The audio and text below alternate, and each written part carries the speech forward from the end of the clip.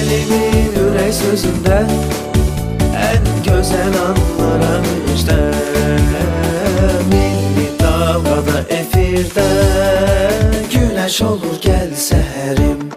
Elimin ürək sözündə ən gözəl anlara müjdə.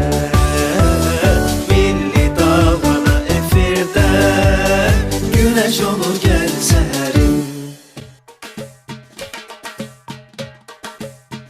Yazın ilk günü bütün evlərdə ancaq xeyir danışılır. Xeyir danışılır ki, qapı açanın qarşısına xeyir çıxsın. Eşitdiyi xeyir olsun. Bəli, biz də doğma evimiz, yurdumuz olan Azərbaycan Radiosunun qapılarını, bacalarını, mikrofonlarını elə bax bizim öz təbirimizlə deyək, açmışıq bütün xalqımızın üzünə. Nə üçün? Xeyir söyləməyə. Belə sabahın xeyir. Belə sənin də sabahın xeyir. Həmkarım İlkin və mən Sitarə İsmail. Gününüz aydın hörmətli dinləyicilər. Novruz bayramı ərəfəsində Azərbaycan Radiosunun səhər redaksiyası Gəl Səhərin proqramını təqdim edir. Bizi həm FM dalğasından dinləyirsiniz, eyni zamanda YouTube'dan bizə baxa bilərsiniz. Azərbaycan Radiosu Plus səhifəsindən və elə bulaq verişindən bir hissəni dinləyərək proqramımıza başladıq və günümüzdə bu bayramlarda bulaq kimi çağlasın İnşallah. deyirik. Bayram günlərində xüsusilə xoş sözlər demək, Təbii. xeyir söz demək ən yaxşıdır ki, o ruzi bərəkət də gəlsin və ətrafımızda olan insanlara da üzündə təbəssümlə yanaşı mənəvi bir rahatlıq da gətirsin. Bu xoşluğa öz səmimiyyətini, öz xoş münasibətini musiqi ilə əlavələr eləyəcək günümüzün rejissoru, daha doğrusu bəli. Musiqi bəzək düzəyi belə deyək də Kamran qardaşımız daha sonra YouTube üzərindən bax bu görüntünü, gözəlliyi görürsüz. Fərid Məmmədov. Təbii ki, bu gözəlliyi görürsüz. Qarşılıqlı gözəlliyi. Fərid Məmmədovun Fərid Məmmədov köməkliyi ilə sizə təqdim edir və rejissor da Kamran Nadir oldu. Belə ilə başladıq. Sözümüzə qüvvət, gözəl bir nəğmə ilə xoş sözümüzə qol qanat versin bizim Kamran qardaşımız. Sabahınız xeyir.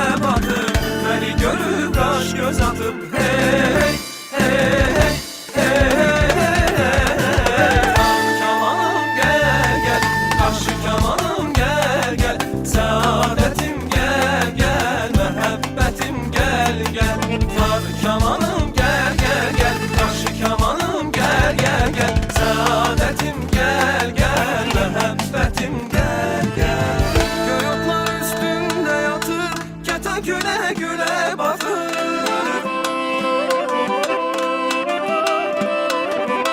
Göğotlar üstüne yatıp keta göle güle batır. Küley vurup ağır peyin o yana bu yana atıp. Küley vurup ağır peyin o yana bu yana atıp. Hey hey hey hey hey hey. Kamanım gel gel, karşı kamanım gel gel. Saadetim gel gel, muhabbetim gel gel.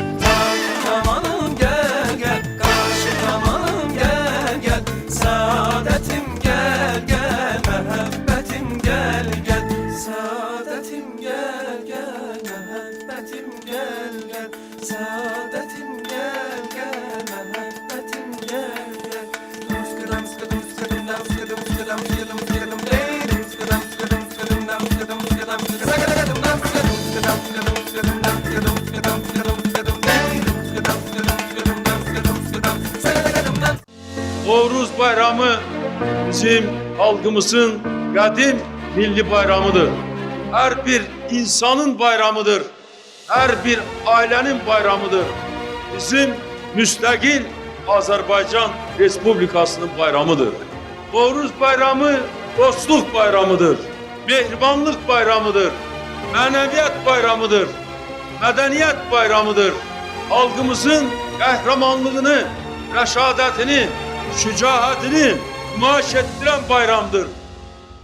Bəli, minilliklər boyu yaşayan, qeyd olunan, formalaşan Novruz bayramı Azərbaycan xalqının ən qədim, ən dəyərli mədəni hisslərindəndir və bu bayram həm təbiətin oyanması, yenilənməsi, gündüz də gecənin bərabərləşməsi ilə əlaqədar olaraq bir çox adət-ənənələri özündə cəmləşdirir. Rituallar var, inanımlar var, inanclar var. Bunlar hamısı Novruzun özündə cəmləşir, birləşir. Təbii, biz Novruz deyəndə həmin inancları xatırlayırıq. İnanclardan danışanda bu gözəl bayramımız yada düşür. Ümumiyyətlə Novruz bilirik ki, təkcə baharın deyil, həm də bir xalqın milli birliyinin, mərhəmət, özünə inam, ruhu saflaşmasının belə deyək də simvolu olaraq nəsildən nəsillərə ötürülən bir əmanətdir, bir mənəvi dəyərdir. Təbii ki, və hər kəs tərəfindən bu bayram ərəfəsində biz çərşənbələri yaşadıq, gəldik. Bayram astanasındayıq. 20'si artıq yazdı və 21'i biz gözümüzü səhərə açanda yaz günlərinə salamlamış olacağıq təbii ki. Və necə deyərlər, bu adətləri, inancları biz yaşayırıq. Təkrarən gələcək nəsillərə icra eləyərək ötürürük. Amma etiraf eləyək ki, müəyyən, belə deyək də, rituallar, müəyyən inanclar var ki, tarixin yaddaşına qovuşub gedib. Biz onları vərəqlədikcə, biz onları araşdırdıqca öyrənə bildik. Təbii ki, etnoqrafların araşdırmalarının hesabına. Qüvvət, həmin o folklorşünasların araşdırmasından biz adət-ənənələr var ki, onları adını belə eşitmədiyimiz adət-ənənələr var. Əhali o şəhər həyatına köçür. Yavaş-yavaş rayondan, kənddə o yaşanan adət-ənənələr şəhər mühitində biraz kənarda qalır. Sən uşaqlıqdan bəri Qarabağda böyümüsən. Yəqin ki, bir bəlli yaşda gəlmisən, məcburiyyət qarşısında qalıb, yəni bir köçkünlük həyatı yaşamısan. Amma heç şübhəsiz ki, yaddaşında Novruz bayramında keçirilən o qonşuların, qohumların, elə özünüzün o adət-ənənələrdən yaddaşında qalanı var, elədir? Var, əslində çoxdur. Keçən proqramımızda da qısa bir haşiyə çıxmışdım. Elə Fəridlə eyni bölgədən olduğumuza görə, eyni rayondan olduğumuza görə bunlarla danışırdıq. Məsəl üçün mən dedim, Sədaqət təəccübləndi. Axır çərşənbədə, xüsusilə bizdə həm su çərşənbəsi, həm də axır çərşənbədə su çilədi var idi. Hə, Sədaqət təəccübləndi. Mən təəccüblənmərəm. Evin qapısını döyüb və birbaşa olaraq bir qabda suyu evin içərisində və yaxud da qapını kim açdı, onun üzərinə atırdılar. Həmin adamı belə isladırdılar və bu xoş qarşılanırdı. Və mən teatr institutunu bitirdiyim, oxuduğum zamanlarda meydan oyunları, Novruz oyunları bunları tədris edirdik. Və günlərin bir günü, Allah qəni-qəni rəhmət eləsin, Həsən ağa Turabov, Allah bu bayram günlərində elə onu da xatırlamış olduq. Bəli, bizə dərs deyirdi və dedi ki, siz çalışın, əbədi yaddaşınıza həkk olmaq üçün bu oyunları elə Novruz ərəfəsində uşaqlar mart ayıdır. Gəlin tətbiq eləyin. Bizdə də qrupumuzda, indi bilmirəm, bizi eşidir yəqin ki, Rafiq adlı bir oğlan var. var idi. O da su qabını götürüb, bax beləcə sinifə içəri girəndə kursa hamını suya qərq elədi. Su aydınlıqdır, Su aydınlıqdır. paklılıqdır, təmizlikdir. Və ümumiyyətlə bu inanclarla bağlı verilişimizin gedişatında maraqlı bildiklərim var, uşaqlıqda gördüklərim var, sonradan oxuduqlarım var. Mən də sizə maraqlıdırsa, əziz dinləyicilər, onlardan bir neçəsini söyləyərəm. Bayram axşamı tətbiq edərsiniz. Bir daha xoş gördük hörmətli dinləyicilər. YouTube-dan da bizə baxa bilərsiniz əziz izləyicilər. Azərbaycan Radiosu Plus səhifəsinə daxil olun və studiyadan birbaşa olaraq bizi görüntülü şəkildə izləyə bilərsiniz. Sabahınız xeyir olsun. Papağatdı. Papağatdı Novruz bayramı axşamı icra olunan ayindir. Papağatdıya şal sallama, qurşaq atdı, qurşaq sallama da deyirlər.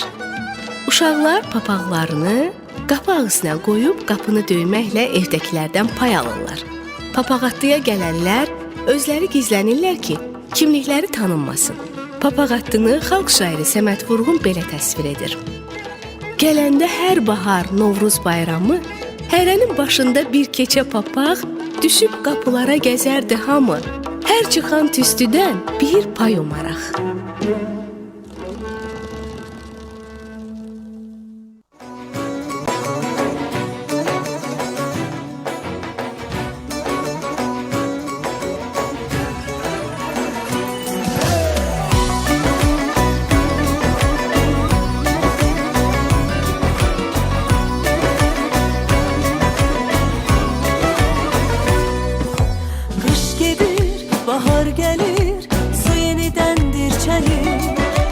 Yaz gelir eriyir buz, kapımızdadır Novruz.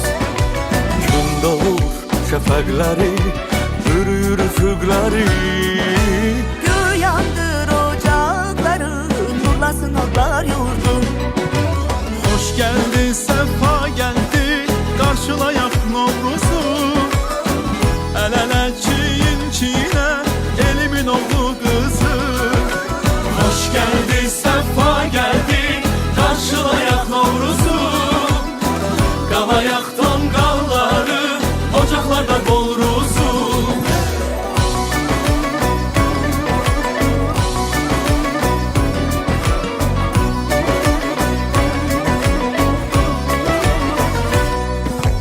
Bax gəlir yenə bahar, nə gözəldir bu rüzgar.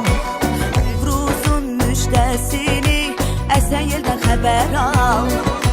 Canlandı yenə torpaq, can aldı şişə yarpaq. Təbiət bayram edir, Novruzda həngəm var. Xoş gəldi, səfa gəldi, qarşılayak Novruzu.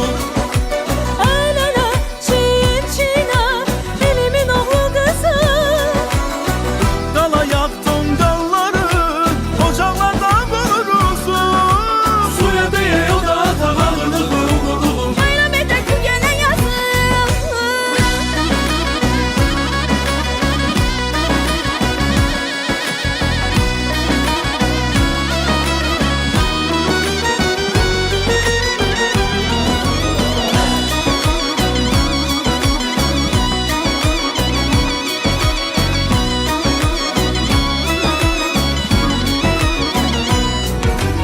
Hoş gəldi, səfa gəldi, qarşılayak Novruzu. El ele, çiyin çiğne, elimin oğlu kızı. Qalayak tonqalların, ocaqlarda boruzu. Suya deyə o da tavalıdır. Bayram edək bu gələn yazı. Hoş geldi, sefa geldi, karşılayak Novruz'u. El ele, çiyin çiğne, elimin oğlu kızı. Qalayak tonqalların, ocaqlarda boruzu. Suya deyə o da tavalıdır. Uğurlu bayram edək bu gələn yazı. Suya deyə o da tavalıdır. Uğurlu bayram edək bu gələn yazı. Yurdumun məğrur səsi heyran edər hər kəsi. Qoy səninlə yayılsın zəfərlərin müjdəsi. 105 FM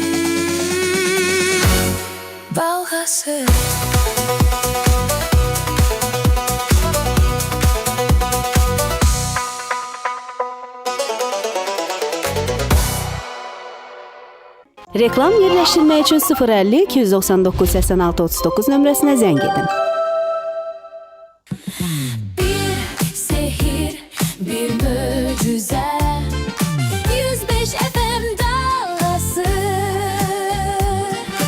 Melhemdir gönlümüze 105 FM dalgası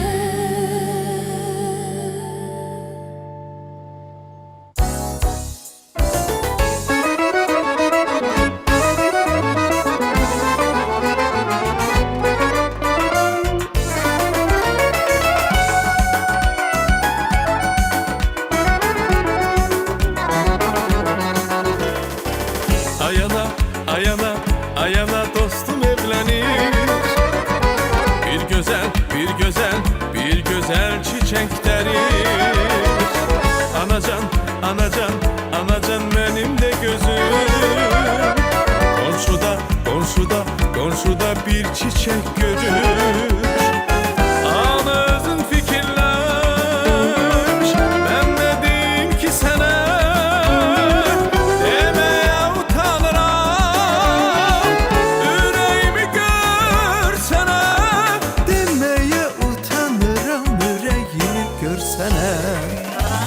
Senden ayrılanda düşünürəm ki anam evdə qalıb o yenə təkdir. Ay anam mehriban gözlərin deyir o qoca kömek gerektir. Ayana, ayana, ayana dostum evlenir.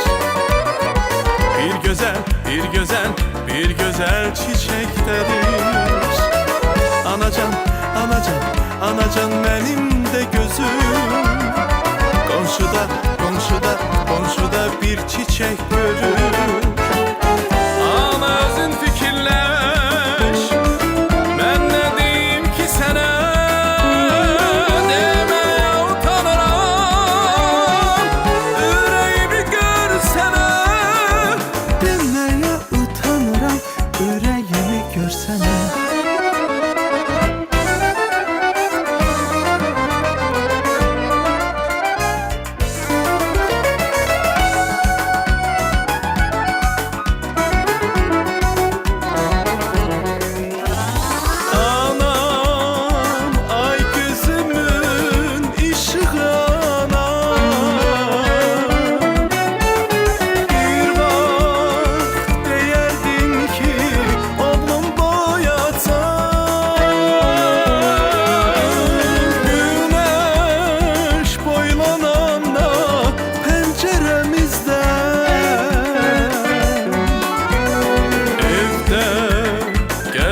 sesi beni uyatsın. Ayana, ayana, ayana dostum evlenir. Bir güzel, bir güzel, bir güzel çiçek derir. Ayana, ayana, ayana benim de gözüm. Komşuda, komşuda, komşuda bir çiçek görür. Ana özün fikirleş, ben ne diyeyim ki sana? Demeye utanırım, yüreğimi görseler. Demeye utanırım, yüreğimi görsene. Yüreğimi görsene.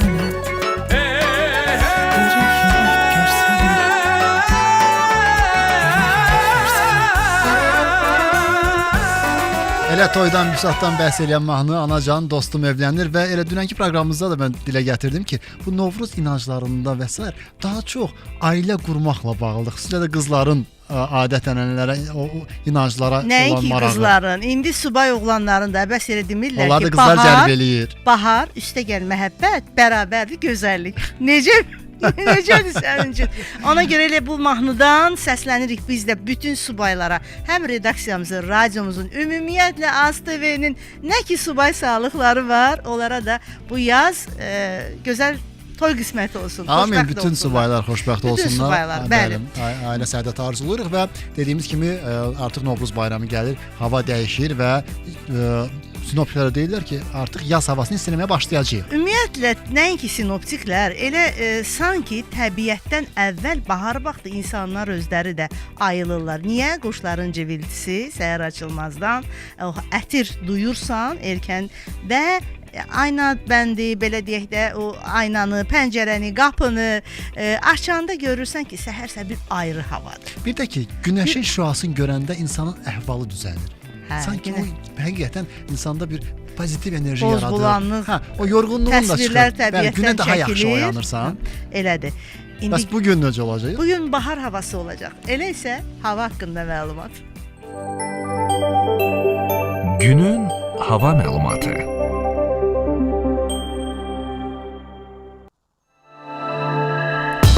Bakı və Abşeron yarımadasında hava şəraitinin dəyişkən buludlu olacağı, arabir tutulacağı, əsasən yağmursuz keçəcəyi gözlənilir. Gündüz bəzi yerlərdə hava şəraitinin az çiskinli olma ehtimalı da var. Gecə və səhər zəif duman olacaq. Cənub-qərb küləyi əsəcək. Havanın temperaturu isə gündüz 10-15 dərəcə istilik təşkil edəcək.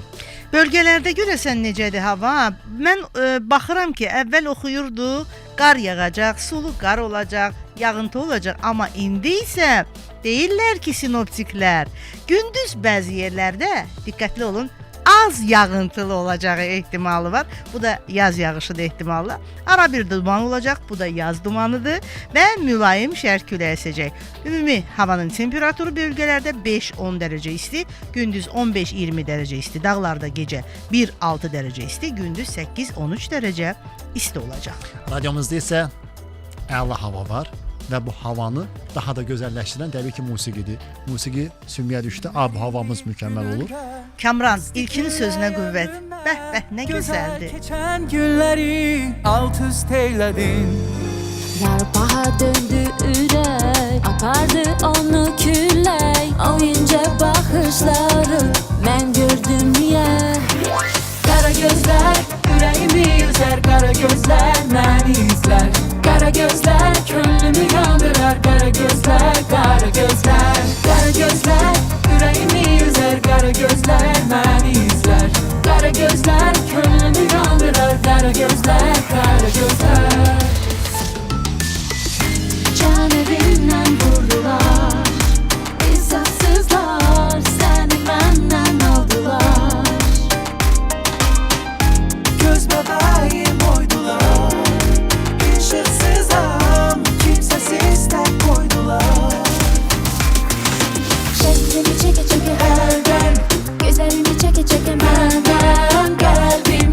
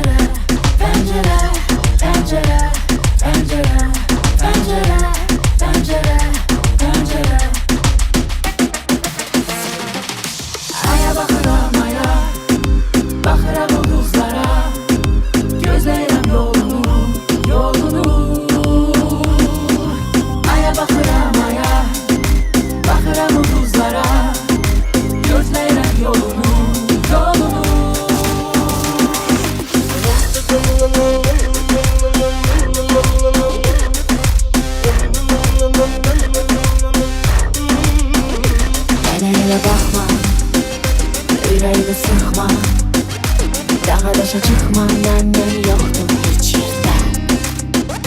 Mənə elə baxma, ürəyini sıxma, dağa daşa çıxma, məndən yoxdur heç yerdə.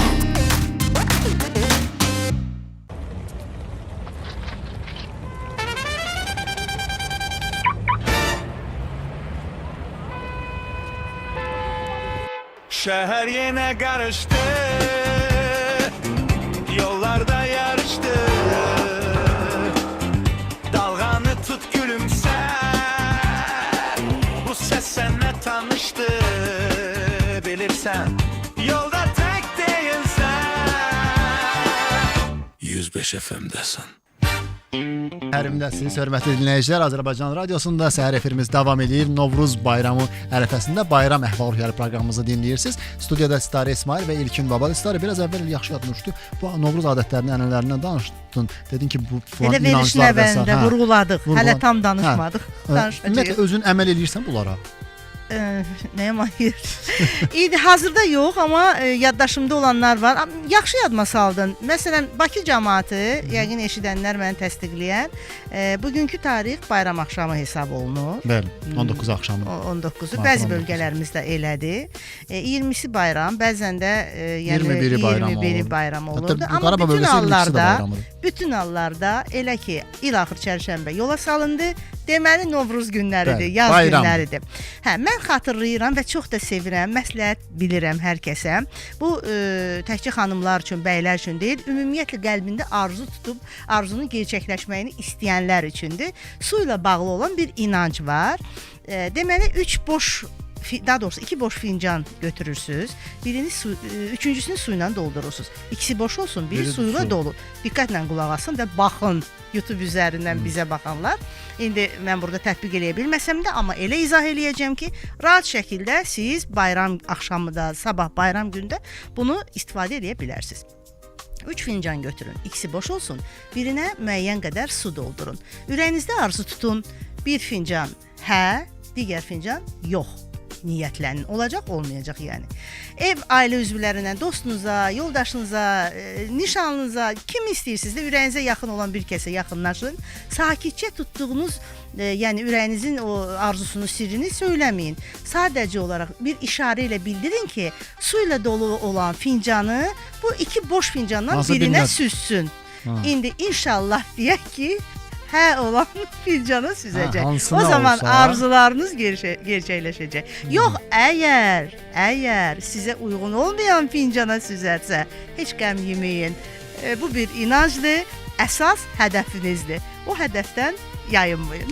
Bəli, əsas odur ki, ürəyinizdən o sevgini, hərarəti, eyni zamanda arzu və niyyətlərinizi əskik eləməyəsiniz. Çünki arzu tükənmir. Bəli.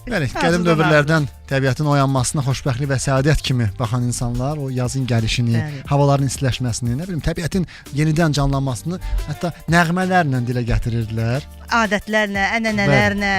Biz bunlardan danışdıq. Ümumiyyətlə belə deyək də ənənəvi Novruz mərasimləri sadəcə olaraq qohum evinə getmək, xonça bəzəmək, tonqal ətrafında toplaşmaq deyil. Ümumiyyətlə bizim milli yaddaşımıza çökmüş, bizim incəsənətimizə təzahür eləmiş məqamları var. Biz verilişimizin gedişatında bu barədə danışacağıq. Bir də ki, qədim insanların mövsümlərlə bağlı yaratdığı nəğmələr var da, Novruz nəğmələri və mərasim nəğmələri və bu Novruza xüsusilə də dilə gəlir. Və zamanla əgər Azərbaycan filmlərinə tamaşa eləmişiksə, biz həmin filmlərdə rast gəlmişik. Bir qədər sonra bu mövzuya qayıdarıq İlkin. Çünki sırada bayram proqramıdır. Gəl daha çox nəğməyə üstünlük verək, eşitsək, görək. Bu dəfə bizim söhbətimizə uyğun hansı nəğməni səsləndirmək istəyir? Bir ipucu ver bizə, bəlkə mən də oxudum. Mən təklif edirəm ki, gəl elə bu adətlərdən danışmışkən bir də Novruz bayatları var da. Bəh, nə gözəldir. O bayatlar həmişə deyilir və xüsusi ritm tutularaq deyilir hətta. Novruz baharı, ay baharı, ellər. Yox, mən yadırğılamışam. Arını radiomuzun qızıl fondundan. Mənimki yanıltmacdır. Yaxşı. O zaman Novruz bayatları ilə davam edək. Mən aşiqəm, damı var. Arzusu var, kamı var.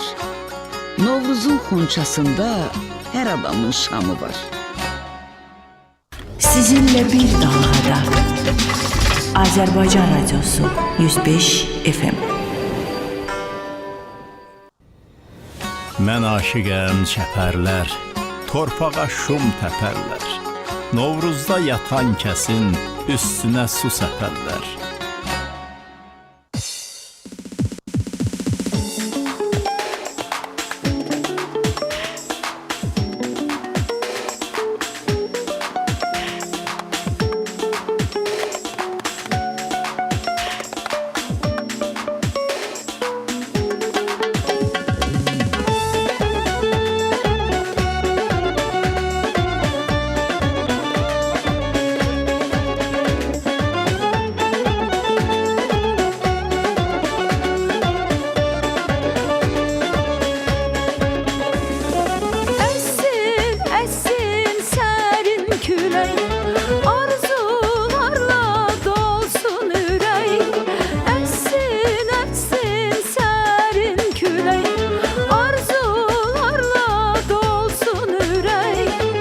Akşamüstü gizlenerek kapı pusu tutak diley. Akşamüstü gizlenerek kapı pusu tutak diley. Karangoşum git yaz gire yaz yağmuru çile çile konak gelir bizim ele Novruz bayramı. Karangoşum git yaz gire yaz yağmuru çile çile hoş gelmişsen bizim ele Novruz bayramı.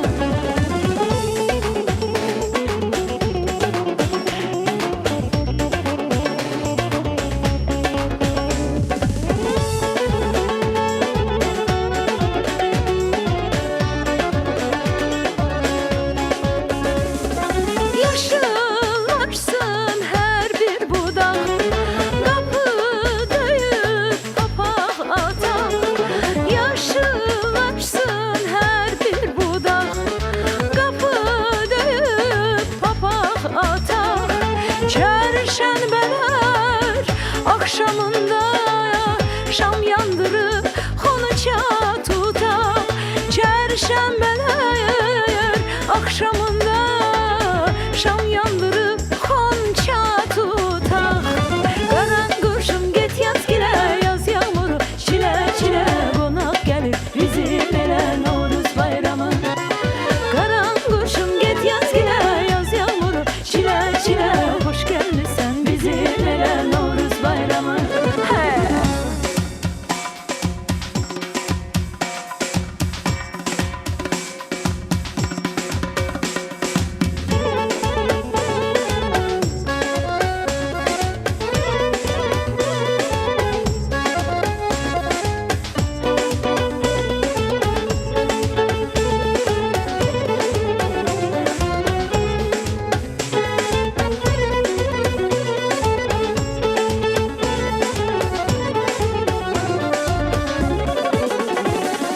Qaranquşum get yaz gilə yaz yağmuru çilə çilə qonaq gəlir bizim elə Novruz bayramı. Qaranquşum get yaz gilə yaz yağmuru çilə çilə qonaq gəlir bizim elə Novruz bayramı. Qaranquşum get yaz gilə yaz yağmuru çilə çilə qonaq gəlir yarım gilə Novruz bayramı. Qaranquşum get yaz gilə yaz yağmuru çilə çilə hoş gəlmisən bizim elə Novruz bayramı. Xoş gəlib elimizə, obamıza Novruz bayramı və biz biraz əvvəl Novruz bayatlarından danışdıq. İndi çox maraqlı bir sujetimiz olacaq əslində. Mövzuya toxunmaq istəyirik, belə deyək.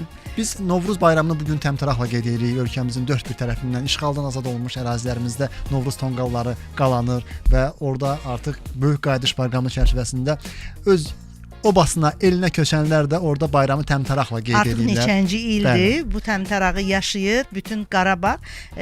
Bir qədər sonra biz bu mövzuya da toxunacağıq, amma həmkarım söhbətin məcrasını bildim eyhamından ki, hansı tərəfə yönləndirir. Keçmişdən bu günümüzə əslində gələcəyik. Çünki bu adət-ənənələri bizi həm də yaşadan Azərbaycan filmləridir. Bəli. Çünki o film əslində təbliği filmlərimizdədir. Dünənə boylansaq, o filmlərdə belə Novruz adət-ənənəsini həmin dövrdə ekranlaşdırmaq, göstərmək böyük bir cəsarət tələb edirdi.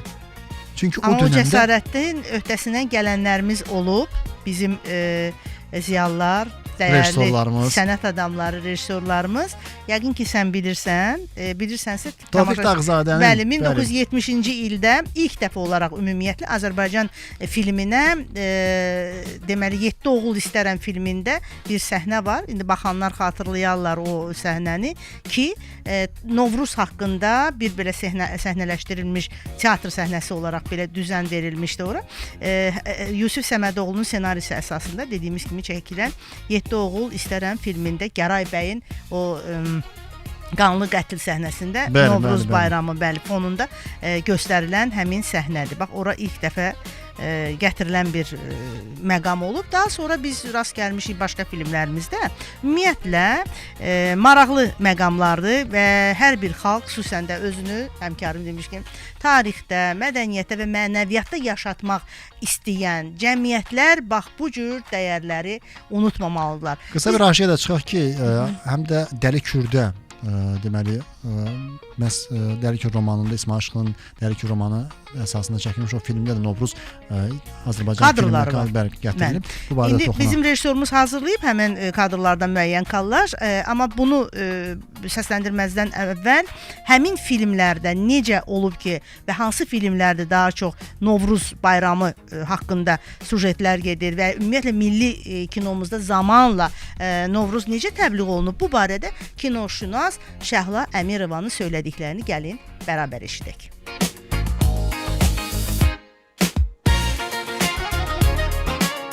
Azərbaycan kinosunda bir sıra filmlərimizdə Novruz bayramı, eyni zamanda Novruz ənənələrinə aid olan kadrlar var. Biz Dəli Kür, 7 oğul istərəm, Xatirələr sahili, Qızıl Uçurum, Qaragölün cəngavərləri, Ev filmlərində Novruza aid olan bir neçə kadrlarla tanış oluruq və bu kadrlarda Novruz ənənələri, eyni zamanda insanların Novruz bayramına olan münasibəti göstərilir. Bayramlar bilirik ki, həmrəyliyin, sülhün təmsilçisidir. Novruz bayramında da insanlar sevirlər ki, bir-birlərinə qonaq getsinlər, qonaq qəbul etsinlər. Hətta çox gözəl bir Novruz adətləri var ki, harda olursan ol, mütləq şəkildə sən ilaxır çərşənbəni evində qeyd eləməlisən. Bax, bu kimi mövzuda Dəli Kür filmində qeyd olunub. Bir sıra digər adət-ənənələrimiz də var ki, Novruza aid olan filmlərdə öz əksini tapıb. Məsələn, yumurta döyüşdürmək, xoruz döyüşdürmək və yaxud da ki,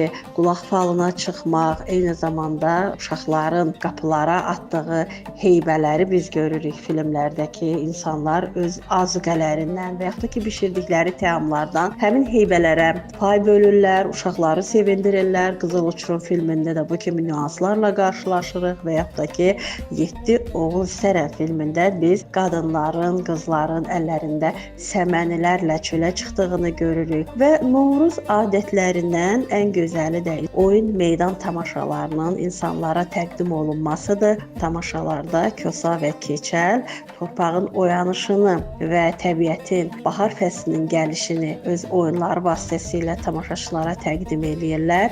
7 oğul istərəmdə bu kimi fraqmentlərlə də tanış oluruq. Hətta Qaragölün cəngavərləri filmində də belə bir fraqmentlər Novruz şənliyi tərkibində filmdə müəyyən bir epizodlarda əksini tapıb.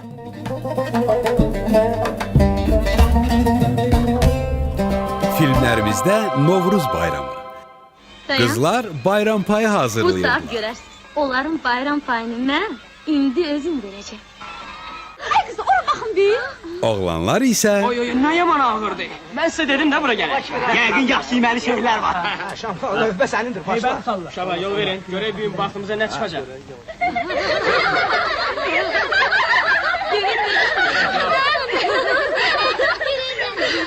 Ay qız, Fakisə, nə deyə bildim sən gül satıb qapıdan görəcək. Bu ki bacılar baxır. Görək içində nə var. Gəlsənə, gəlib salam versənə, hey! Gəlsənə, gəlib Novruz bayramınız mübarək olsun.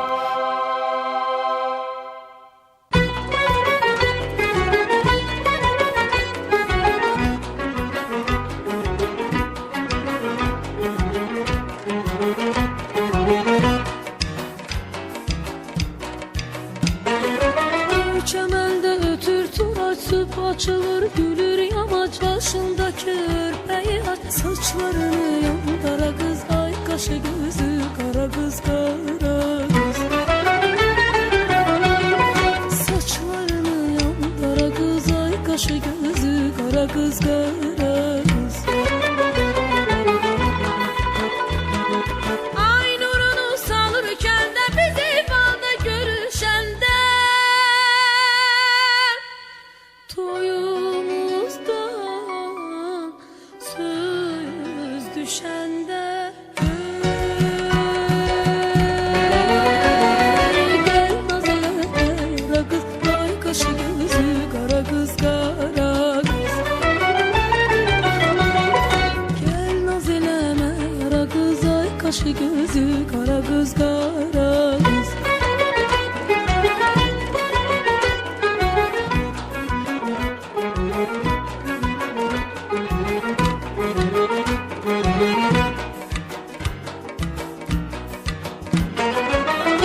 Elin bayramıdır, güzel bayram akşamıdır. Bir gülmeye yamıdır, giyin geçin al kara kız. Ay kaşı gözü kara kız, kara kız. Giyin geçin al kara kız, ay kaşı gözü kara kız, kara kız. Ay nurunu salırken de bizi balda görüşende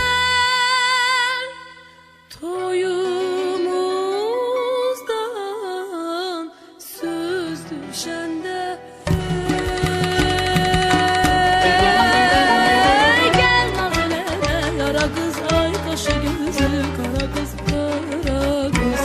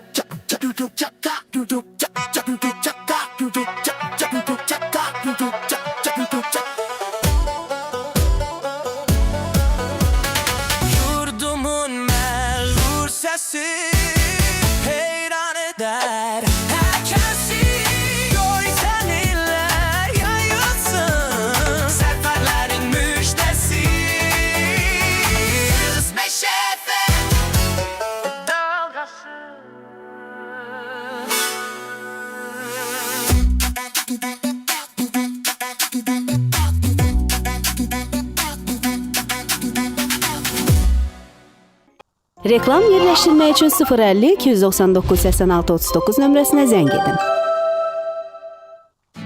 Həftə içi 5 gün. Saat 8-dən 10-a qədər. Gəl səhərimi dinləyin.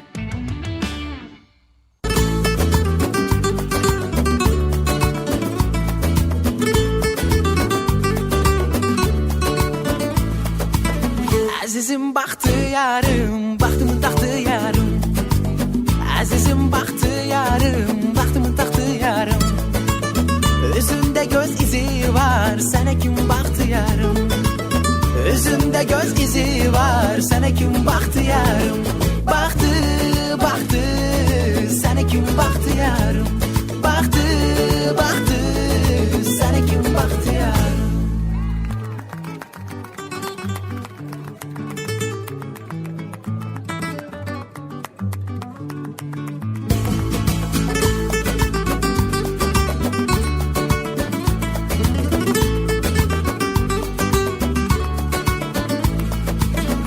Əzizinem bir de mən, doldur için bir de mən.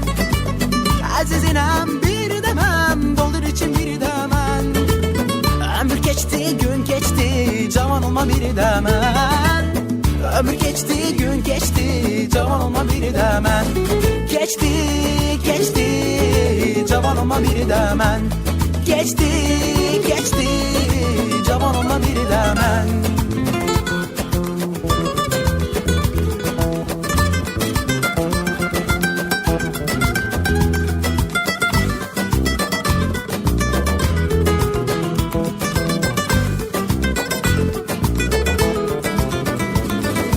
Evleri var gülüm xana xana. Evleri var gülüm xana xana. Mən kül oldum ayaman ayaman yana yana. Mən kül oldum ayaman ayaman yana yana. Yaylığının yanı burada.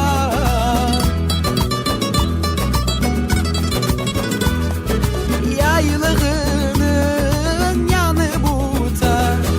məni saldın ayaman ayaman yanar o da. Məni saldın ayaman ayaman yanar o da.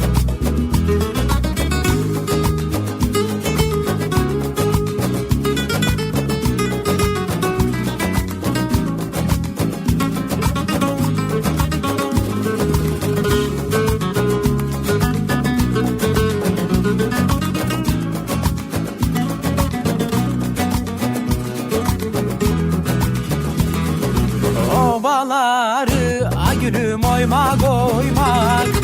Obaları a gülüm oymak oymak. Yalan sözdür ayaman ayaman yardan doymak.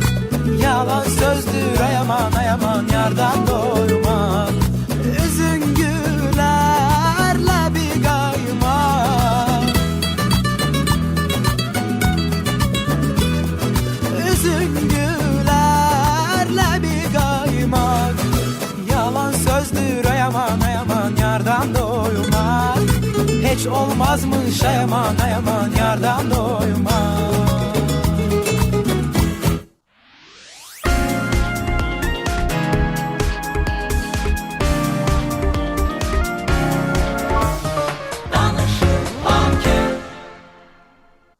Novruz bayramı xalqımızın sevimli bayramıdır. Əsrlər boyu Azərbaycan xalqı Novruz bayramını qeyd edir. Bu bayramı biz yaxşı nəticələrlə qarşılayırıq. Azərbaycan uğurla və hərtərəfli inkişaf edir. Qarşıda duran bütün vəzifələr icra edilir. Azərbaycan dövləti dərin milli mənəvi köklər üzərində qurulubdur. Novruz bayramı bizim milli sərvətimizdir. Elə işğaldan azad olmuş ərazilərimizdə də Novruz hazırlıqları böyük qayıdış çərçivəsində bu işlərlə bərpa işləri ilə paralel gedir və dünən prezident İlham Əliyev və birinci xanım Mehriban Əliyeva Xocavənd rayonunun Xanoba kəndinə səfər etmişlər və orada Novruz tonqalını yandırdılar və prezident Xanoba kənd sakinləri ilə görüşən vaxt dedi ki, mən artıq 6-cı ildir ki Novruz bayramını Qarabağda, doğma diyarda qeyd edirəm və doğrudan da böyük xoşbəxtlikdir. Artıq 2 ildir ki Xanoba kəndi bu diyar işğalçılardan azad olunub. 2023-cü ilin sentyabr ayında işğaldan azad edilib və bundan sonra artıq orada bərpa işləri həyat qaydı, bərpa işləri həyata keçirilib və yəni bu şanlı zəfərimiz artıq bir neçə ildir ki qürur mənbəyimizdir və birinci dəfə prezident İlham Əliyev 2021-ci ildə, ondan sonra da bütün hər il Novruz bayramını məhz Qarabağda qeyd edir. Birlikdə o tonqalları yandırırlar, qalayırlar və bu böyük xoşbəxtlikdir deyə dövlət başçısı da qeyd edib. Elədir. Bir sözlə Qarabağımız baharı qarşılayır və bahar günlərini yaşayır və həmkarım vurğuladı ki, işğaldan azad olmuş ərazilərdə Novruz hazırlıqları böyük qayıdış çərçivəsində bərpa işləri ilə paralel gedir və 2026-cı il, yəni bu ilin mart ayının statistikasına nəzər salsaq, məlumata görə görərik ki, 75 minə yaxın əhali, sakin yeni evlərinə artıq köç eləyiblər, təmizlənmiş torpaqlarda şənliklərə hazırlaşır və bayram sevincini elə orada yaşayır. Biz Qarabağdan danışdıq, sözümüz, söhbətimiz, xəbərimiz var Qarabağdan. Bölgə müxbiri, elə Qarabağ müxbirimiz Elnur Tofiqin dinləyək bu məqamda, hə İlkin? Təəssüratlar görə orada Novruz sevinci necə yaşanır? Ölkəmizin hər yerində olduğu kimi azad torpaqlarımızda da həm Ramazan, həm Novruz bayramı qeyd olunur və azad torpaqlarımızda bayram əhval-ruhiyyəsi bu gün tamam fərqli bir mənzərə yaradıb. Yəni uzun illərin həsrətindən sonra doğma yurt yerlərində dalğalanan üç rəngli bayrağımız, bərpa olunan şəhər və kəndlər, yenidən qayıdan həyat, bütün bunlar sevincin, qürurun və böyük zəfərin rəmzidir və biz də xoşbəxtdik ki, bütün bunlara şahidik. Əlbəttə, bahar, Novruz, yenilik, yenilənmə, torpağa canın gəlməsi, ruhun oyanması kimi simvolizə olunur. Bugün azad torpaqlarımızda, yəni 30 ildən artıq xaraba qalmış həmin torpaqlarda da canlanmanı gözümüzlə görürük. Yeni şəhərlərin, yeni kəndlərin, yaşayış məntəqələrinin, infrastruktur layihələrinin icrası da elə məhz bu dirçəlişdən, bu oyanmadan xəbər verir. Və bu bayramlar artıq sadəcə təqvim günü deyil, bu azadlığın dadı, yəni qayıdışın sevinci və gələcəyə olan inamın bayramıdır. Azad torpaqlarda yanan hər çıraq, səslənən hər gülüş xalqımızın sarsılmaz ruhunun təntənəsidir. Əlbəttə, bu günləri bizə yaşadan və borclu olduğumuz insanlar var, şəhidlərimiz var ki, onların da ruhları bugün şaddır. Çünki onların məhz qanı tökülən və onların azad etdiyi torpaqlar artıq dirçəlir, yenidən həyat qazanır və Müzəffər Ali Başkomandanımız və onun rəşadətli ordusu bu torpaqları azad etdi. Bir daha biz də elə azad torpaqlarımızdan, yenidən həyata doğulan bu torpaqlardan, azad Qarabağımızdan, Şərqi Zəngəzurumuzdan bizi dinləyən bütün dinləyicilərimizin bayramını təbrik edirik. Bir daha bayramınız mübarək olsun.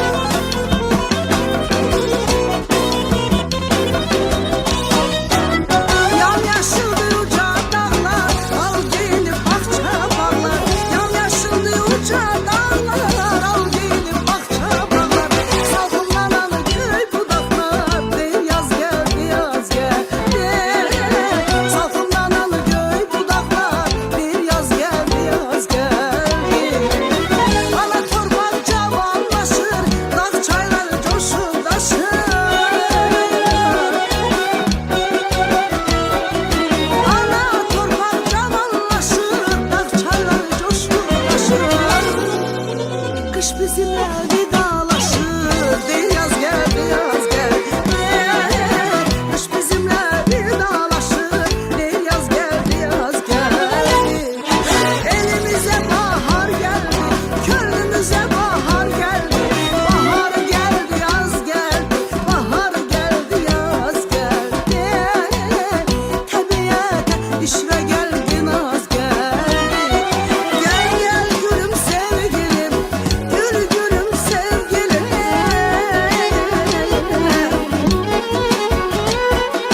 Gel gülüm sevgilim, gül gülüm sevgilim. Seyredek çölü düzü, seyredek çölü düzü. Koyuk bahar bezesin ömrümüzü. Ah, koyuk bahar bezesin ömrümüzü. Koyuk bahar bezesin ömrümüzü. Koyuk bahar bezesin ömrümüzü. Koyuk bahar bezesin ömrümüzü.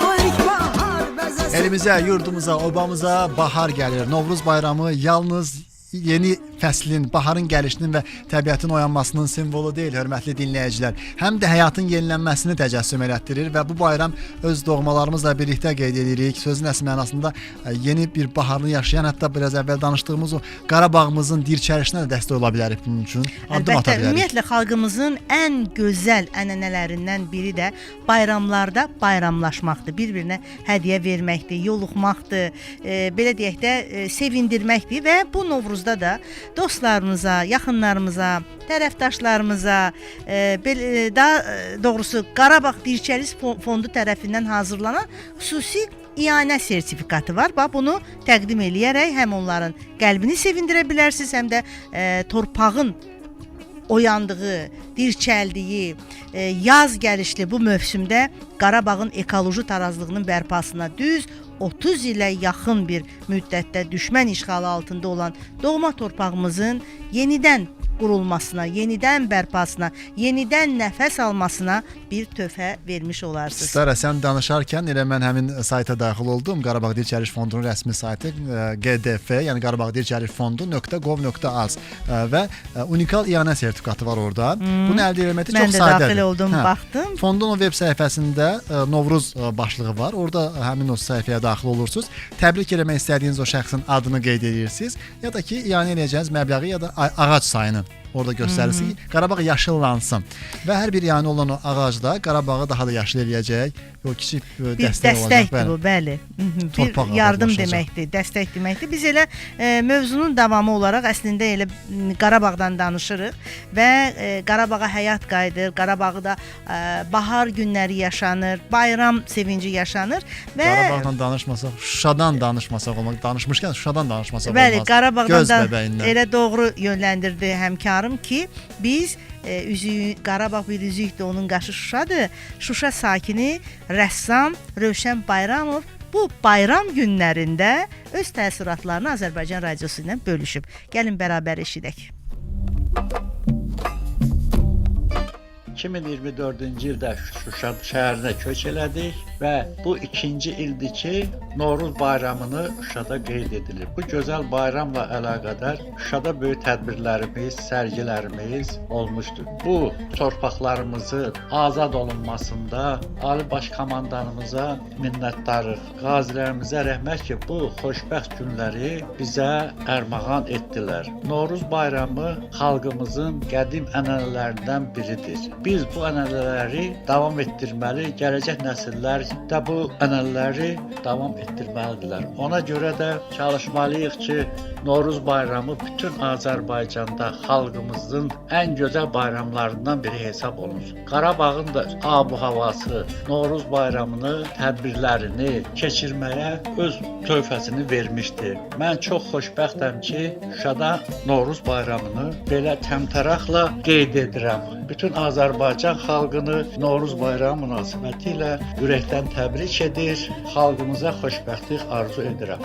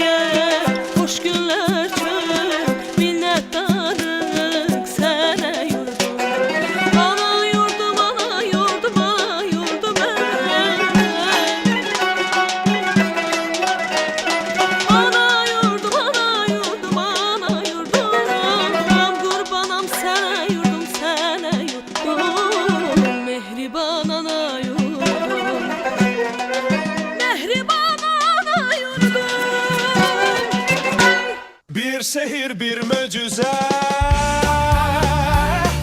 105 FM dalgası melhemdir könlümüze.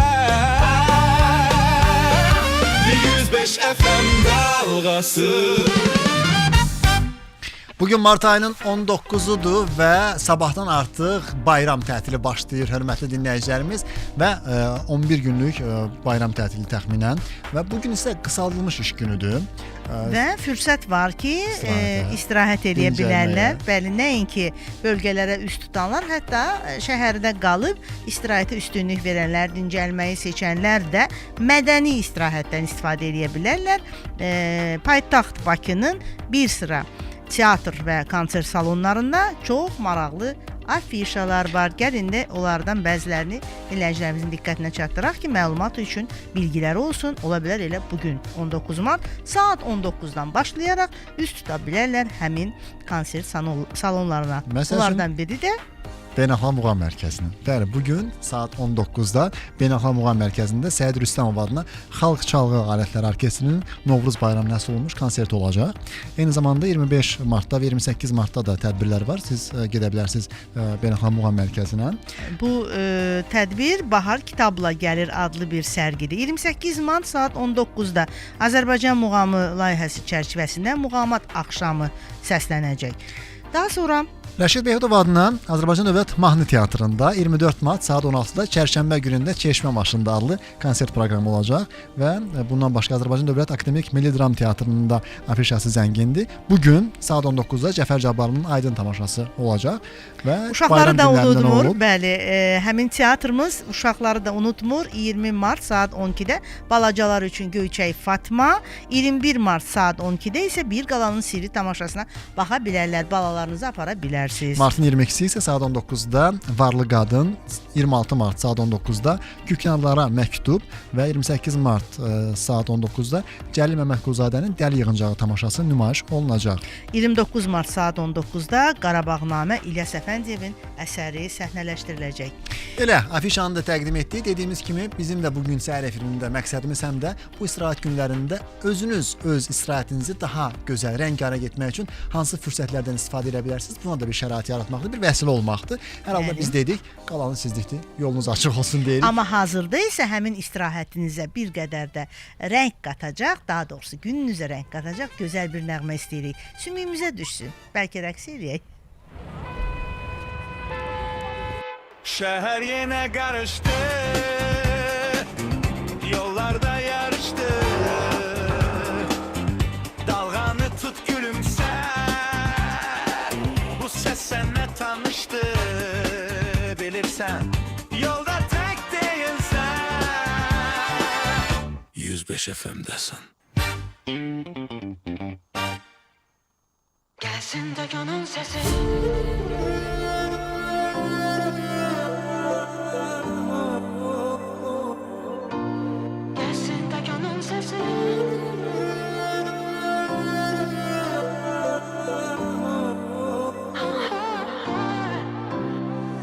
Sənlə bir yaşadım sevgi əngəli. Hər sözüm sənə nədənsə səhv gəlir. Nə var gülməli, sən ya məndəli. 24 getdi, sənsən gündəmim. Mənim ürəyim olur param-param.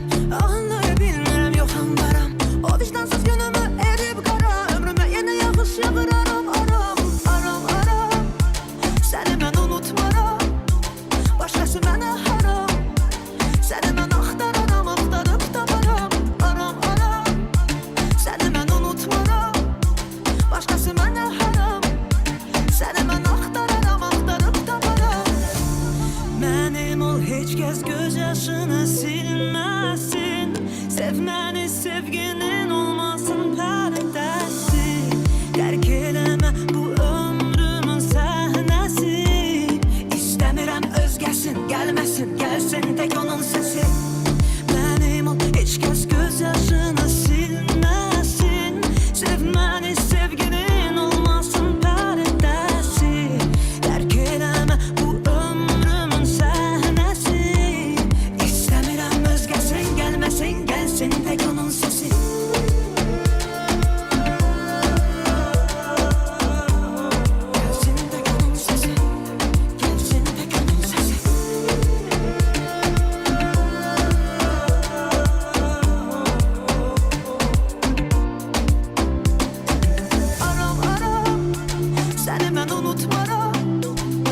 başqası mənə haram.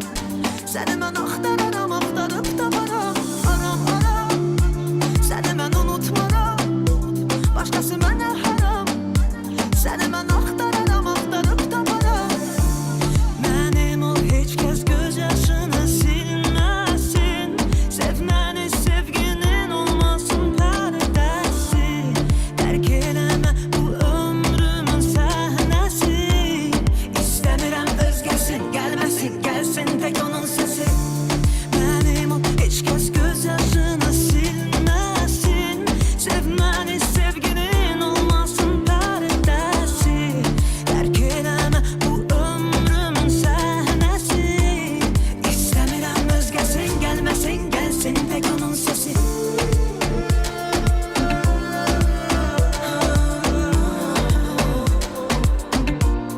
Gəlsin tək onun səsi.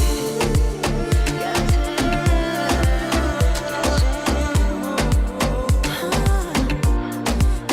tək onun səsi.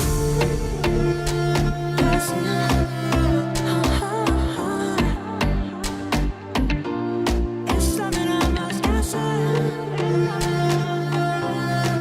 Gəlməsin, gəlməsin.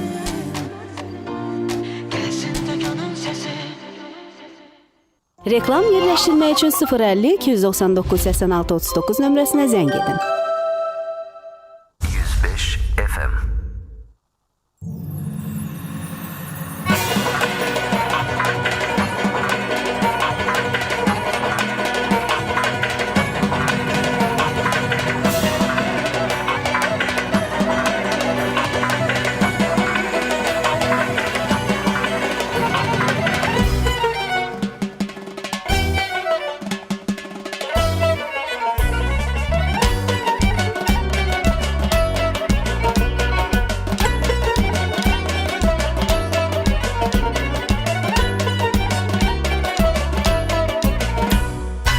Dağlarda dumanı gözəldi, qaşların kamanı gözəldi. Dağlarda dumanı gözəldi, qaşların kamanı gözəldi. Hüsnünə heç biri söz olmaz, gözlərin yamanı gözəldi. Hüsnünə heç biri söz olmaz, gözlərin yamanı gözəldi. Ağlama, ağlamadı başdan, keçmək olmaz bu göz qaşdan.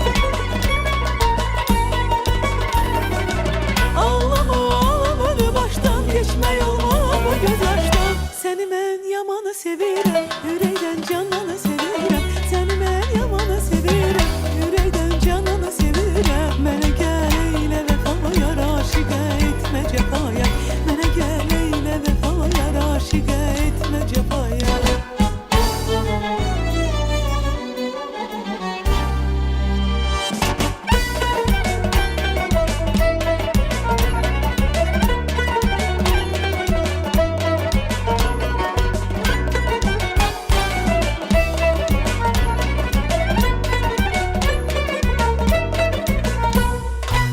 Söğütlər başı nəyəndə, sənə mən yaramı deyəndə. Söğütlər başı nəyəndə, sənə mən yaramı deyəndə. Sanaram dünya mənimdir, gözümə gözüm deyəndə.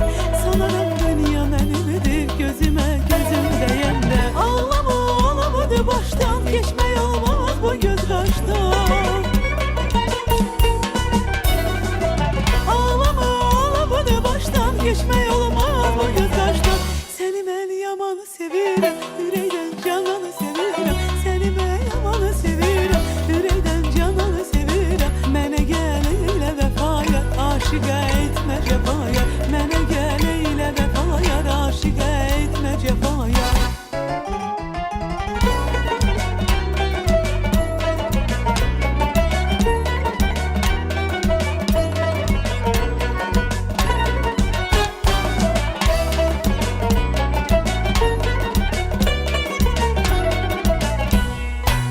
O qara göz olmasaydı, əhdimiz düz olmasaydı. O qara göz olmasaydı, əhdimiz düz olmasaydı. Sənə heç könlümü verərdim, sözümüz söz olmasaydı. Sənə heç könlümü verərdim, sözümüz söz olmasaydı. Ağlama, ağlamadı başdan, keçmək olmaz bu göz qaşdan.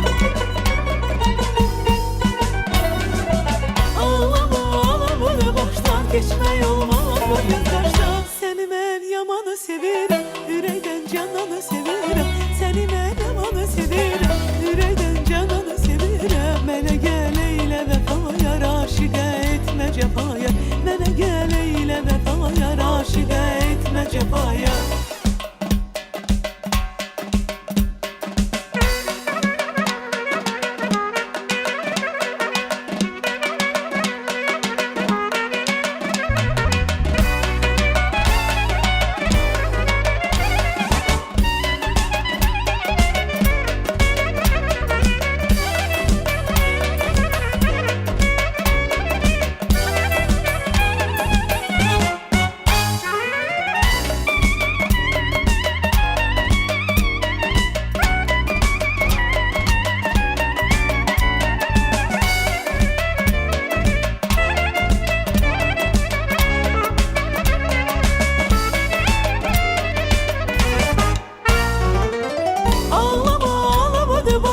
Geçmək olmaz bu göz qaşdan. Ağlama, ağlama da başdan. Geçmək olmaz bu göz qaşdan. Səni mən yamanı sevirəm, ürəkdən cananı sevirəm. Səni mən yamanı sevirəm, ürəkdən cananı sevirəm. Mənə gəl eylə vəfaya, aşiqə etmə cəfaya. Mənə gəl eylə vəfaya, aşiqə etmə cəfaya. Bəli, dediyimiz kimi bayram günlərində artıq ayın sonuna qədər hər birimiz istirahət üçün müəyyən məkanlara getmək istəyəcəyik, rayonlarımıza, bölgələrimizə və s. Və qurumlar da bu bayram günlərində gücləndirilmiş iş rejimində çalışır. Xüsusilə də nəqliyyat sferasına diqqət yetirsək, Azərbaycan Yerüstü Nəqliyyat Agentliyi də bu bayram günlərində üzərinə düşən öhdəliyi yerinə yetirməyə qarşına bir məqsəd kimi qoyub, ətraflı elə qurumun mətbuat katibi həmkarımız Tural Orucov məlumat verəcək. Respublika ərazisində fəaliyyət göstərən bütün avtovağzal və avtostansiyalar Novruz və Ramazan bayramları günlərində əhalinin nəqliyyat xidmətləri ilə keyfiyyətli və davamlı şəkildə təmin edilməsi üçün 19-30 mart tarixlərində gücləndirilmiş iş rejimində fəaliyyət göstərəcək. Azərbaycan Yerüstü Nəqliyyat Agentliyi şəhərlərarası və rayonlararası marşrutlar üzrə sərnişin daşımalarını yerinə yetirən daşıyıcılar tərəfindən fasiləsiz və təhlükəsiz hərəkətin təmin edilməsi, kassalardan tariflərə uyğun biletlərin qanuna müvafiq qaydada satışının həyata keçirilməsi, bayram günlərində yarana biləcək sərnişin sıxlığının qarşısının alınması, eləcə də avtobusların təsdiq edilmiş cədvəl üzrə hərəkət qrafiklərinə ciddi riayət edilməsi ilə bağlı bütün avtovağzal və avtostansiyalara müvafiq tapşırıqlar verib. Bakı Beynəlxalq Avtovağzal kompleksində bayram günlərində sərnişin axınına uyğun olaraq marşrutlar üzrə xətlərə buraxılan avtobusların intervalına, sürücülərin sərnişin daşımada təhlükəsizlik qaydalarına əməl etmələrinə xüsusi nəzarət olunacaq. Sərnişin sıxlığının qarşısını almaq üçün xəttə lazımi sayda əlavə avtobusun buraxılması təmin ediləcək. Vətəndaşlar biletləri biletim.az portalından onlayn qaydada, həmçinin avtovağzalların kassalarından əldə edə bilərlər. Qeyd edək ki, hazırda portalda 58 məntəqə 91 istiqamət üzrə bilet almaq mümkündür. Sistemə 355 reys olmaqla 403 nəqliyyat vasitəsi qoşulub. Portal vaxta qənaət, müştəri məmnuniyyətinin təmin edilməsi, ölkədə nağdsız ödəniş dövriyyəsinin artırılması baxımından bir sıra üstünlüklərə malikdir. Vətəndaşlara rahat və təhlükəsiz qaydada mənzil başına çatmaq üçün biletləri onlayn qaydada biletim.az portalı vasitəsilə əldə etmələri tövsiyə olunur. Danışır Bakı FM 105. Bizimlə bir dalğadır.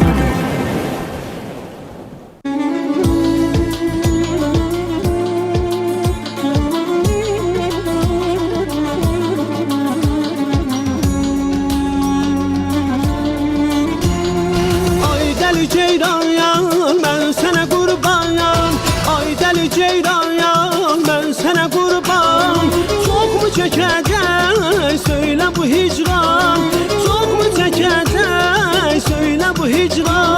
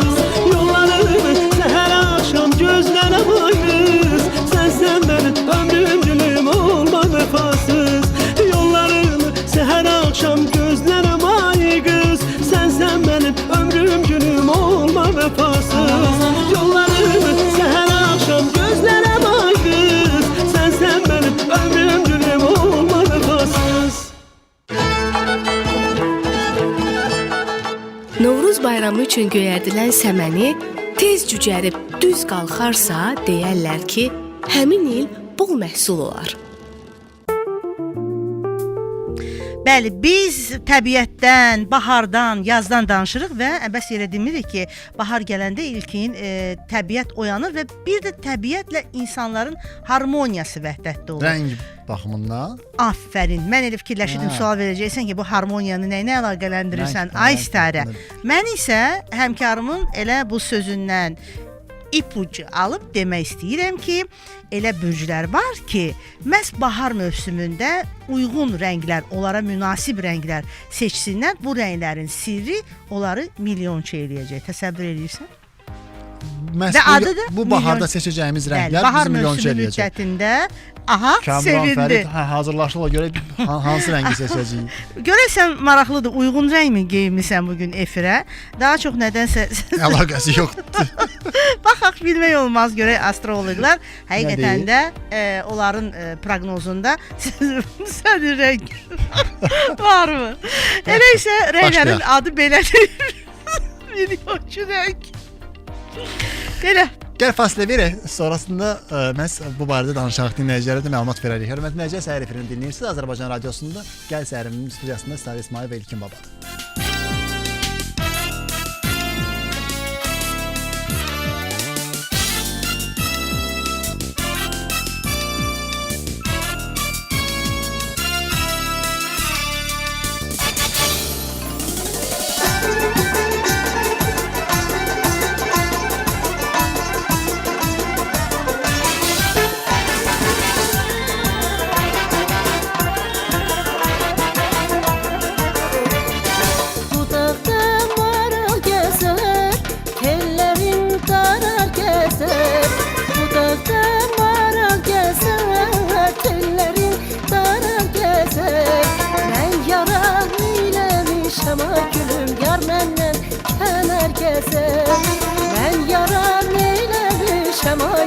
Yar məndən kənar gəzər. Dağlarda çiçək, ay gülə batır, halıdan göçək, ay gülə batır, doldur vericək, ay gülə batır. Dağlarda çiçək, ay gülə batır, halıdan göçək, ay gülə batır, doldur vericək, ay gülə batır.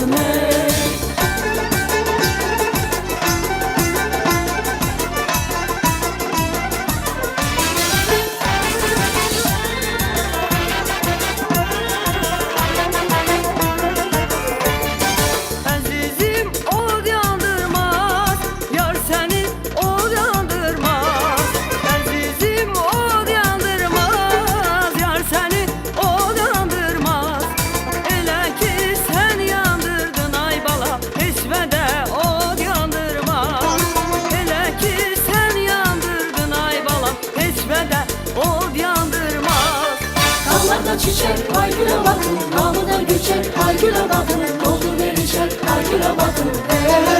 Dağlarda çiçək, ay gülə batır, halıdan göçək, ay gülə batır, doldur vericək, ay gülə batır.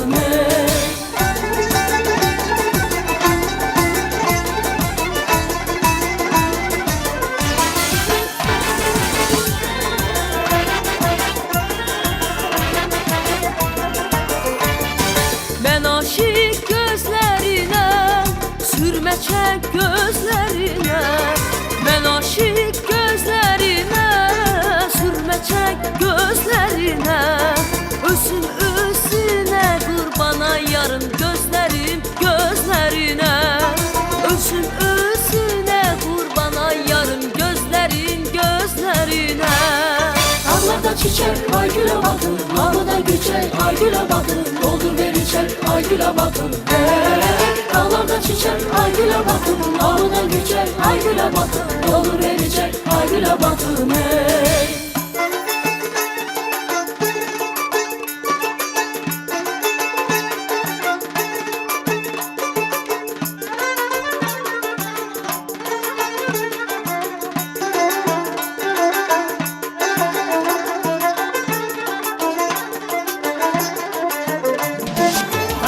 Çiçek, ay gülə batır, halıdan göçək, ay gülə batır, doldur vericək, ay gülə batır.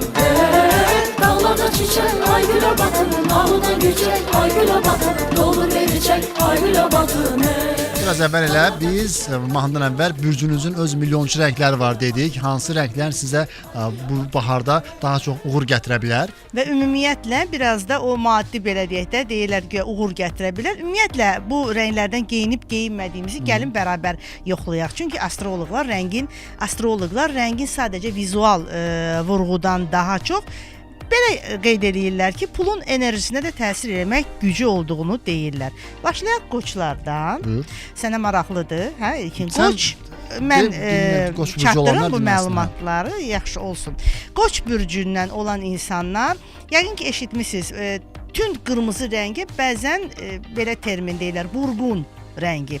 Tünd qırmızı, aşırı dərəcədə tünd qırmızı rəng burqun qoçlara daha çox enerji bəxş eləyəcək, enerjini nizamlayır və onu müəyyən bir nəticəyə yönləndirir. Pul impulslarını da yüksəldir. Buğalar isə şokolad rənginə üstünlük versinlər. Şokolad rəngli çalarları buğa bürcünün sabitlik hissini artırır. Onlar həqiqətən təkcə pul qazanmağa deyil, həm də onu saxlamağa və böyütməyə, inkişaf etdirməyə də kömək edir. Mən əslində şokolad rəngini çox sevirəm, tünd şokolad rəngi. Görünür buğalara daha uyğundur. Əkizlər bürcündən olanlar açıq mavi rəngə üstünlük verin geyimlərinizdə, evlərinizdə də bunu tətbiq edə bilərsiniz. Amma hər halda bu geyimlə əlaqələndirir astroloqlar. Yəni bunlar maliyyə imkanları yaradır da? Bəli, maliyyə imkanlarını daha da genişləndirir. Olanın üstünə pul gəlir. Bəli, pulun üstünə pul gəlir. Xərçəng ilkinin bürcündən olan insanlar üçün deyək ki, və Fərid eyni zamanda bizim Günayda həmçinin bildiyim qədər. Yox, Günay deyil. Günay deyil? Yox. Süd rənginə üstünlük verin. Süd rəngi deyəndə biz adətən qəhvə və ağ rəngin birləşməsi süd rəngi kimi də dəyərləndirilir. Xərçə bürcündən olan insanlar üçün əslində bu çalarlar çox stabillik yaradır və pul enerjilərini artırır. Biz ona görə o düzgün yol seçməmişik. Nə Fərid, nə də ki mən bugünkü rənglərini heç uyğun deyil. Üstünlük verməmişik. Səni görənlər gördü, amma Fəridi bilmirlər. O da tünd mavi rəng geyinir. Yer gəlmişkən bizi görmək istəyənlər Azərbaycan Radiosu Plus səhifəsinə daxil olsun YouTube-da və görüntünü sizə Fərid Məmmədov təqdim edir. Şir bürcündən olan insanlar qızılı çalarlara üstünlük verin, qızılı rəngə daha çox üstünlük verin. Qız bürcündən olanlar ən çox sevdiyim rəngdir, zeytun yaşılı. Sən qız bürcüsən də? Bəli, elə sevirəm o rəngi. Doğrudur, hiss edirəm ki, belə tanıdığım adamlar var müəyyən bürcülərdən. Üst-üstə düşür onların geyimləri, onlara yaraşır bu rənglər. Zeytun yaşılı, zeytun yaşılı. Çalarım. Yəni nə tünd deyil, nə çox da açıq deyil. Bəli. Qız bürcünün diqqətdə saxlayan bir rəngdir və bu da son dərəcə belə deyə vizit kartı ola bilər bu rəng. Maliyyə baxımından, təbii ki, maliyyə baxımından. Tərəzilər çəhrayı rəngə üstünlük verin. Əqrəb bürcündən olan insanlar tünd qırmızı. Bu da eyni zamanda xərçənglərlə elə əqrəblər rəngi eynidir. Oxatanlar zümrüd, süd rəngi idi, hə. Sən dediyin birinci o Qoç bürcündə. Qoç bürcündə olan. Oxatanlar üçün zümrüd rəngi daha çox üstünlük təşkil etsə yaxşıdır. Çünki zümrüd rəngi onlar maliyyə imkanlarını genişləndirir və simvollaşdıra bilir. Oğlaqlar üstünlük verin bir karyera yüksəlişi və maddi rifahın qalxması üçün sərmayələrinizi genişləndirmək imkanı olanda qrafit deyirlər. Bu rənglər adətən tünd mavi və tünd göy çalarlarda birləşməsidir. Dolçalar isə gümüşü rəngə üstünlük verin. Balıqlar tünd mavi, yəni qarışıq deyil, yalnız tünd mavi rənglərə üstünlük verin. Maraqlıdır. Biz rənglərdən danışdıq. Ümumiyyətlə bahar həm də rənglərlə təbiəti gözəlləşdirir. Assosiasiya olunur. Həm geyimlərimizdə, həm ətrafda birazdan güllər, çiçəklər üzü aprel-may aylarına doğru ümumiyyətlə bir gözəllik halı sanki sərir bütün şəhərimizə, bütün bölgələrə və təbiətə. Odur ki, təbiət də canlanır və bu təbiətin canlanmasını həm bizim efirimizdə hiss edirik, hörmətli dinləyicilər, Azərbaycan Radiosunun səhər proqramında, eyni zamanda təbii ki, YouTube-dan da Azərbaycan Radiosunun Gəl Səhərin verilişini izləməklə bu müsbət enerjini sizə çatdırmağa çalışırıq. Necə ki, indi bizi izləyirsiniz, əhvalımız əladır, səhər efirimiz davam edir. Çünki bizim də əhvalımız əladır, həmkarım necə göstərir, əladır. Siz də abunə olun və əla deyin. YouTube Azərbaycan Radiosu Plus səhifəmizdə.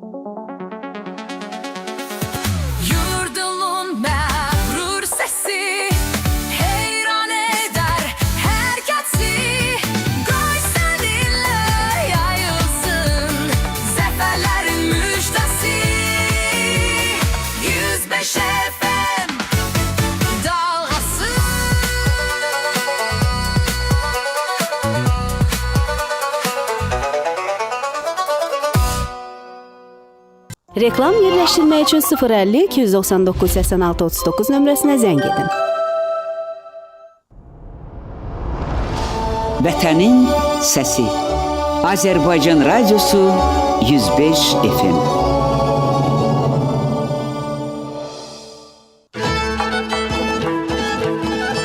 Təkəçi mərasimi.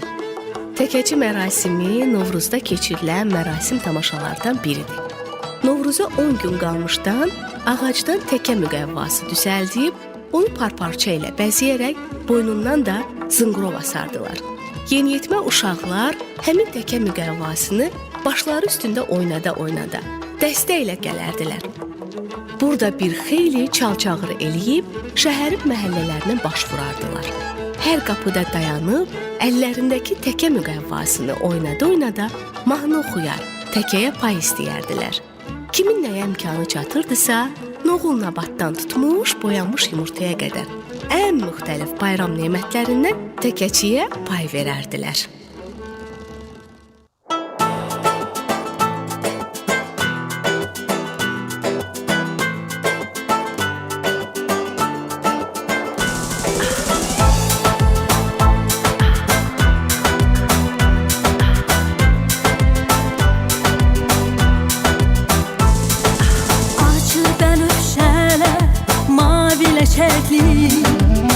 Havanın müjdəsi xoş gələcəkli, bahar libasında güllü çiçəkli, gözəl yurdumuza gəlir Novruzum, gəlir Novruzum, gəlir Novruzum, gəlir Novruzum, gəlir Novruzum. Çəkilər çən duman yollarımızdan, nəfəsi yapışar qollarımızda, gönüller zövq alar bahardan yazdan, hər kəsin arzusun bilir Novruzum, bilir Novruzum, bilir Novruzum, bilir Novruzum, bilir Novruzum.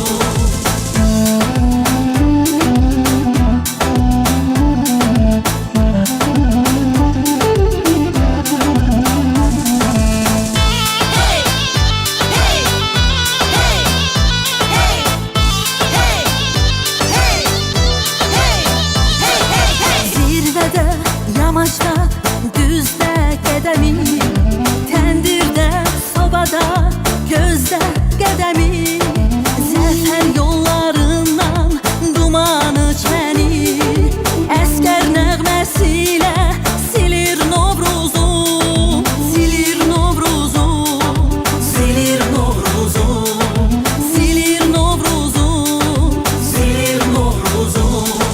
Yaşadar torpağa hər düşəndəni, gəlib nizamlayar vaxtı bədəni, güzrətli etmək üçün bizim vətəni. Xoş gəlir, gəlir Novruzum, gəlir Novruzum, gəlir Novruzum, gəlir Novruzum, gəlir Novruzum. Hey!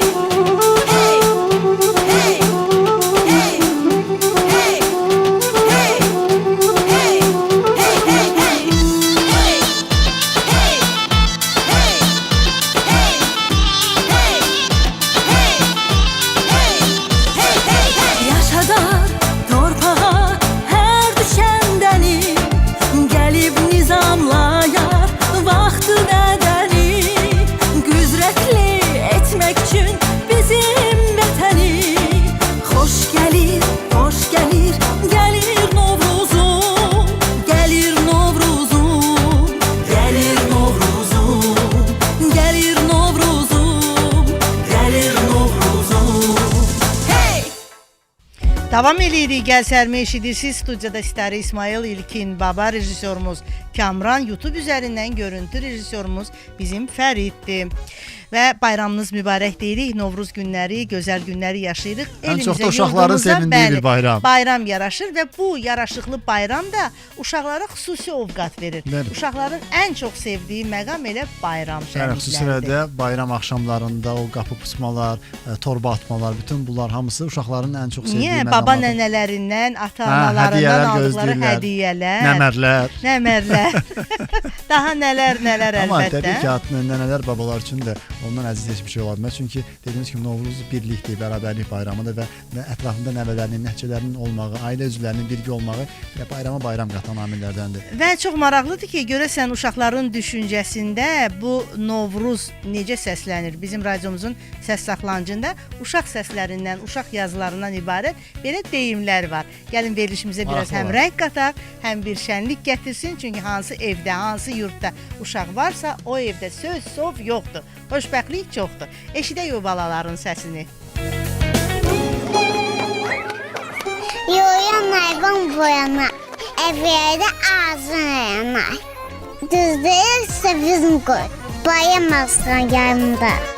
Nəhnə oyu dayvaya, qız dönüb oyay baha. Zöydə mühəftaf yağı, bayamazsan yanında. Hər tərəf isı qoyur, başqa yasıyı qoyur. Zöyəyə ası qoyur, bayamazsan yanında.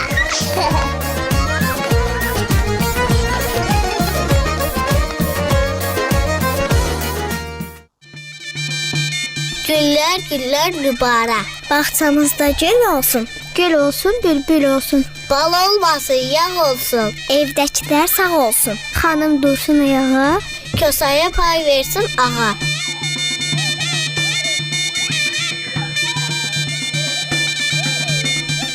İlkin, ay İlkin, de görüm sən də deyə bilərsən. Abavasına düşmüşəm. Ay kösə gəlsən. Yox, bacarmıram. Görüm o uşaqlar kimi deyə bilərsən ya yox? Yox, bacarmıram. Yox, bacarmırsan. Heç olmasa de bacarıram da. Ötən Novruzda Sən kimdir imtahan eləyə? Efirimizdə Günaylı efirdəydi. Deyəsən dinləyicilərdən biri Zarafatana yazmışdı ki, efirdə bir kösə əskikdir. Yaxşı keçər deməmişdilər. Yox, artıq var idi da. Yəni bir ona ilham eləmişdilər. Bəli, ona ilham eləmişdim. Lap yaxşı. Uşaqlardan danışdıq. Dedik ki, bayram uşaqlar üçün daha təmtəraqlı, daha gözəldir. Elə bizim sosial radiomuzun sosial media hesablarından, həm Facebook, Instagram səhifələrimizə də bir məktəbli balamız Ayan Əhmədli şəkillər çəkib göndərib. İndi Fəriddən də xahiş edəcəyik ki, YouTube üzərindən bir İsmarıc da mesaj deyək, yazısı özü barəsində məlumat da yollayıb. Biz qısa bu barədə məlumat verək və həmin çəkdiyi rəsmlər YouTube üzərindən indi rejissorumuz onları təqdim eləyəcək. Həmkarım demişkən bizim sosial hesabımıza, media hesabımıza göndərib. Bahardır, səmənidir, quşların təsviridir, kəpənəkdir. Bu Ayan qızımız 53 nömrəli məktəbin 7-ci sinifində oxuyur. Dediyinə görə, yazdığına görə, məlumat verdiyinə görə rəsm çəkməyi çox sevir. Çəkdiyi rəsmləri əvvəllər çox sadə imiş. Zaman keçdikcə mövzunu dəyişib. Bahar təsvirlərini də özü düşünür. Belə deyək ki, rəsm çəkmək ona çox zövq verir və hisslərini, fikirlərini ifadə eləməyə köməklik eləyir və gələcəkdə də gözəl bir rəssam olmağı arzulayır. Biz də qızımızı, Ayan balamızı təbrik eləyirik. Bu əsərlərin belə deyək də uşaq dünyasından xəbər verən bu bahar təsvirlərinin müəllifi dediyimiz kimi 53 nömrəli məktəbin 7-ci sinif şagirdi Ayan Əhmədlidir. O bizim sosial media hesabımıza bu rəsmləri göndərib və özü barədə də məlumatı yollayıb. Uğurlar arzulayırıq, təbrik eləyirik. Bayramlar mübarək deyirik. Bayramlarını və onu da vurğulayaq ki, əziz dinləyicilər, siz də arzu, istək, təkliflərinizi elə Azərbaycan Radiosunun Instagram səhifəsinə yazıb bildirə bilərsiniz. Bir anlıq döndüm, gördüm rejissorumuz yoxdur. Elə bildim ona da bir Novruz zarafat ediblər. Rejissorumuzu uğurlayıblar. Sonra gördüm yox, yerindədir. Artıq gəlib. Efiri bitirmək vaxtıdır mənə gəlir. Bəli, ona işarə eləyir ki, yekunlaş ürəyimiz doludur. Bayram söhbəti eləyirik. Heç yekunlaşdırmaq istəməzdik, amma nəyə dəy? Sabaha qədər sağ olun. Zaman deyir ki, vaxtımız bizə ayrılan zaman tamam. 19 mart səhərində Azərbaycan Radiosunda Gəl Səhərimi sizə İlkin Baba və Sitarə İsmail təqdim etdi. Rejissorumuz Kamran Nadiroğlu, YouTube üzərindən görüntümüzü təqdim edən həmkarımız Fərid Məmmədov adından və radiomuzun bütün kollektiv adından, yaradıcı heyətimiz adından hər birinizi təbrik edirik. Təbii ki, sabah səhər bayram efirimiz təqdim olunacaq 20 mart tarixində. Bunu da diqqətdən qaçırmayın. Saat 8 tamamda. Həmkarımın bu şövqlü, bu sevgili yekun sözlərinə bütün redaksiya heyəti, səhərçilər adından biz də isti münasibətimizi əlavə eləyirik və hər kəsə qarşıdan elə qapımızı döyəcləyən bu bahar, Novruz günlərini nəinki təkcə bir mövsümdə, bütün ömür boyu yaşamağı arzulayırıq. Həyatınız həmişə bahar olsun, bahar təravətli olsun. Sağ olun. Hər gün gəlsərim deyib günə başlamağı unutmayın və onu da unutmayın ki, Azərbaycan radiosu 24 saat fasiləsiz xidmətinizdədir. Səninlə sağollaşaq, bayramlaşaq həm də. Bayram mübarək olsun. Sənin də bayramın mübarək. Salamat qalın. Sağ olun.